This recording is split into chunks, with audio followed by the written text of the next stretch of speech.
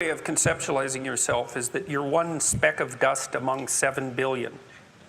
And when you conceptualize yourself that way, you might think, well, what difference does it make what I say or do? And that's actually quite convenient for you, because if it doesn't matter what you say or do, then you don't have any responsibility and you can do whatever you want. The price you pay for that is a bit of nihilism, but if you don't have to shoulder any responsibility, that's a small price to pay. That's the underground motivation for nihilism. But the other way of looking at it, and this is actually the accurate way of looking at it, is that you're in a network.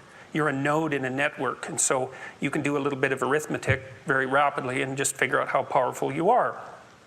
You know 1,000 people.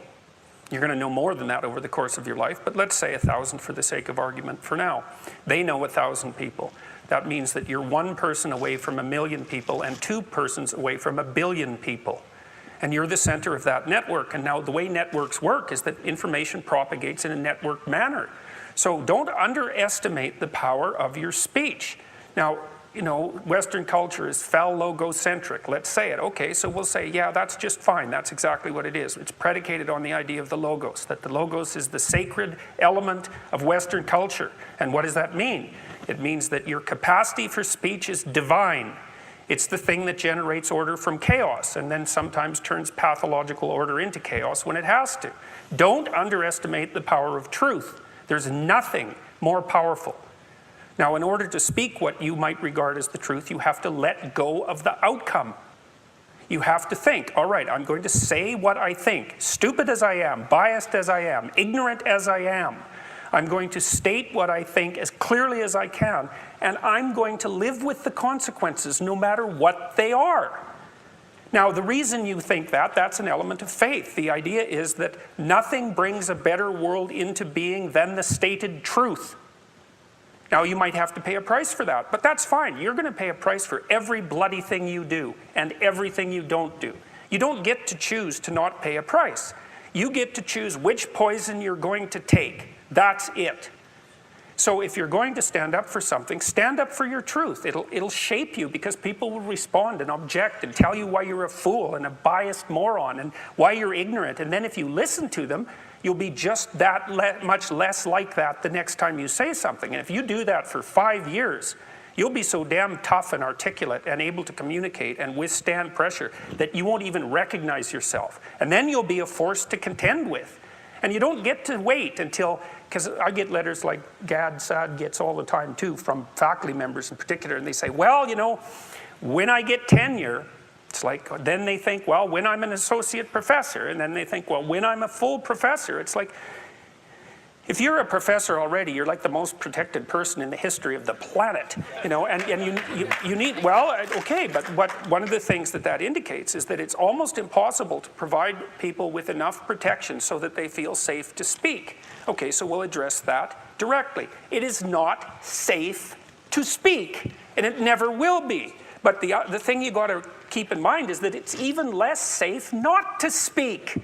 Right? It's a balance of risks. It's like you want to pay the price for being who you are and stating your mode of being in the world, or do you want to pay the price for being a bloody serf, one that's enslaved him or herself? Well, that's a major price, man. That thing unfolds over decades, and you'll just be a miserable worm at the end of about 20 years of that, right? No self-respect, no power, no ability to voice your opinions, nothing left but resentment because everyone's against you, because of course you've never stood up for yourself. It's like, say what you think carefully, pay attention to your words. The price is, it's a price you want to pay if you are willing to believe that truth is the cornerstone of society. And in the most real sense, if you're willing to take that leap, then tell the truth and see what happens. And nothing better could possibly happen to you. There'll be ups and downs, and there'll be pushback, and there'll be controversy and all of that, but it doesn't matter. The truth is what makes the world, the truth is what redeems the world from hell, and that's the truth. And we saw plenty of hell over the last 100 years, you know, and we haven't learned a bloody thing from it. It's like, wake up, tell the truth, or at least don't lie. That's a start. And you got to understand that's a risk. But I have one more brief thing to say about that. So, you know, I said what I had to say back in September, and I'm sure that I could have done it better, and many people have told me how I could have done it better, although it didn't mean they would actually do it, but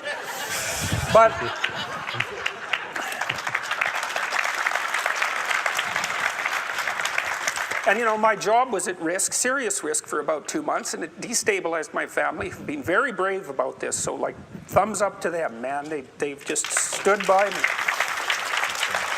But here's the optimistic news, is the university has left me alone completely. I shook hands with the dean 2 weeks ago. We're on friendly terms. They don't want this to go any farther than it has already. The students were tremendously welcoming when I came back to teach in January. I haven't had a single negative incident at the university. And I've received thousands of letters from people all over the world, all of which have been in support. I've received 2 negative letters. That's it. 2.